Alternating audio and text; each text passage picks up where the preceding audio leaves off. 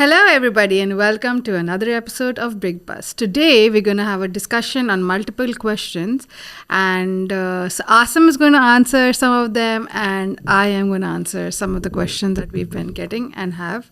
I have a query. Okay. You have 2.5 million dirhams. Okay. You're going to buy a home for yourself. My question has two parts. Okay.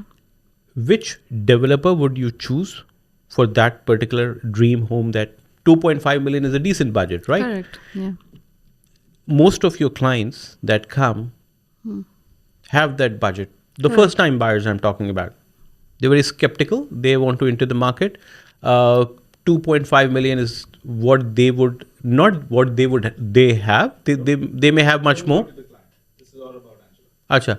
So Angela, you have 2.5 million dirhams.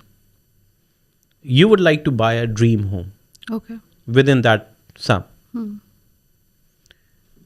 Which developer would you choose to build that dream home and why? I would choose Soba Heartland. I was gunning for that. I had my money on that. Yeah. So I would choose Soba Heartland, honestly, because I would say they're little, I wouldn't say expensive, but compared to the market, maybe some people think they're expensive, but I wouldn't mind paying for that. Why? Because of the way they've made the communities, firstly. Exactly. The development is excellent. They No arguments there. their handover time is phenomenal. Amazing, phenomenal. They're spot on. Yeah, they're spot on. Their finishing. Oh wow. Their finishing finishing of is the amazing. products are amazing. I love it. Like, I remember one of my our investor. You've been hiding investors from me now, huh? So he bought a property there off plan, and then I took him for the handover, and he's like, I think I'm going to get my wife and we're going to stay here because this is just It's amazing. The view of some of the properties also are phenomenal. Yeah, they're very strategically placed. Exactly. The Soba Heartland is So I would hands down choose Soba Heartland. Soba Heartland. Also, What will you get for 2.5 million in Soba Heartland? Yeah, that's difficult, but maybe a one bedroom. No, I mean you can get a two bedroom. Two bedroom also. You can get a yes. 2 bedroom for 2.5 million, and the way that community is formed. One more thing, Soba Heartland is one of the developers who have 100% backward compatibility. That means even to the minutest details of a screw, they're building it themselves. So if they promise you X for an off-plan project after Correct. 3.5 years or 3 years, when you take the handover, it's the same thing that was promised to you at the time of the initiation of the project. Correct. I agree with that. And also, they're very systematic. I mean, other developers are also, but they are very systematic. Their working style is like very quick. I know. They're very well put together Yeah, I would put it organization, that way. and I would also suggest part B of that question. Okay. Now, if you had the same money, 2.5 million, you have chosen Soba Heartland Okay. as a developer. Okay. Which is the community across Dubai that you'll select to live in? For example, 2.5 million, Soba Heartland can build you that 2 bedroom that you dream of. Yes. Where would you like that 2 bedroom to be placed? A community in Dubai, and why? I think I would go somewhere in. In the sea? No, I'm thinking. Maybe I like Sheikh Zayed Road. Or you can say Nadal Shiba. I like these two areas. Why? Sheikh Why Zayed Sheikh Road. Zayed Road? Okay, Sheikh Zayed Why Road. not Marina, or why not JBR? I like Sheikh Zayed Road because I feel from Sheikh Zayed Road a lot of things are accessible very quickly, and that area is always very lively.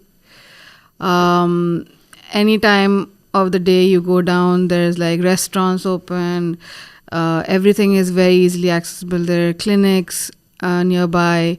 The beach is just behind. I mean, it's a distance, but not very far. So Yeah, you can cross. exactly. There is, to- I mean, traffic is like obviously peak hours, but other than that, it's fine. It's not But like you much. find any and all amenities on Sheikh Zayed, whether it's day or night, 24 hours. Most of the restaurants, most of the facilities are open. Exactly, On Sheikh Zayed and Road. I mean, You have most your of metro, the you have metro well-known- yeah, connectivity, it's you like have buses, you have public transport. everything you have there. Everything is. You don't very have to simple. worry about anything. By the way, there's a project of Shobha on Sheikh on Zayed. Sheikh Zayed Road. Yes. The price might be a bit of Higher, an issue, but yes, bit it is higher, there, bit yes. higher. I would say around 17 to 18. And that has mil. amazing view, by the way. So Oh, that has an amazing yeah. view. So You're right. I would want And to sit why there. Nadal Shiba? See, Nadal Shiba, if I was with my entire family, maybe then, because It's much more serene. It's yeah, much serene plus, for again, if I was with my family, my entire family here, then only there, because it's parents, they don't like so much noise and that buzzing and everything. So that in Nadal Shiba, the restaurant, there are restaurants, very good restaurants it's a very, and everything. very that is well so good. put together community. It's very nice in that way, and then And they're going to have a boutique mall as well. exactly. Nadal Shiba So 3 yes, will so, have a Nakhil mall. yeah. So very that's soon. also a very nice area. I really like that area. So I would second you on that. My question is, there's a lot of agents in the market. Some agents will argue that the market is oversaturated when it comes to real estate agents. Whether you agree with that or not is a different thing. Obviously, with a lot of agents in the market, there's a spectrum. And obviously, with that spectrum, there's a variance of levels of competence. Now, you can take two directions. Either you can sit and rant about it, that there's all sorts of agents, they drive the market, they ruin the market, they ruin our name, blah, blah, blah. Heard all of that. No one's interested in that rant. But what I expect people to be interested in is, how do you, staying within that situation, how would you change that? Would you rather not be interested in improving the standard of the current, all the agents, would you not be interested in improving that, so that because the better the agents are, the better the market does, the better the economy does, the better the country does. I agree with you. Which side are you on? How do you see the situation? Listen, the more the merrier. Right. First thing, we have entered this field at a certain point in time. The others would also. There'll be a time there was Dubai had 4,000, 3,000 agents. Now my rough estimate, according to me, is they would be around 12 to 13,000 agents, because that's what is registered with the RERA. REST app, if you go and open it, you'll see around 12, 13,000 agents operating. There's the licensed agents. Let's only talk about them. Yeah, That's enough. Those are enough agents. Those are the actual real estate professionals. If you're talking about real estate professionals, those are in the Dubai REST app. My discussion is only limited to them. Platforms like this, where we sit, where we talk, where we interact with other real estate professionals and provide clarity of thought, not only to the clients. This clarity of thought is communicated and propelled to the agents as well. I think with more people coming on such platforms, and they are basically talking about their experiences, they're talking about how to approach certain issues, how to tackle certain problems, would ultimately benefit not only the buyers, Not only the people who are going to rent, but also our colleagues in the fraternity of real estate, and that is going to augment their knowledge base. Once that comes up, you see, the more professional the whole Dubai real estate scenario is, the more professionals are there, the more well educated people, well learned people, well people who have experience. Those professionals come here, people who are going to invest in Dubai, they will be much more happier, they will be much more comfortable, and they will be much more satisfied. Overall, it's going to benefit the entire community and society as a general. For a certain period of time, people need to come back and they have to give back to the community what they have taken.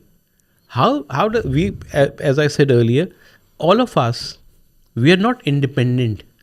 We are codependent. We are interdependent on each other. The whole society works in a certain manner. You learn, you are coming out of a certain zone, then at a certain point, you have to give back to the community. What are you giving back to the community? Who are the people that you are supporting? There are people who are depending on you, and there are people on whom you depend. So that dependability, the vision alignment, all those things have to come into play. And we have to now work interdependent and increase the life quality of the people who are in your inner circle as well. Outer circle as well. I would start with the inner circle, outer circle definitely, but let's start from somewhere. Rather than saying, oh, I'm going to do it for 5,000 people, I am going to come here and talk on this forum. When I have an audience of 50,000, I'm sorry, you should start today when you have one person just listening to you. If you bring a positive impact on the life of that one person, one individual, it's enough as a start. Each one, teach one. If you start from there, it will have an exponential effect. Thank you all for watching. See you in the next episode.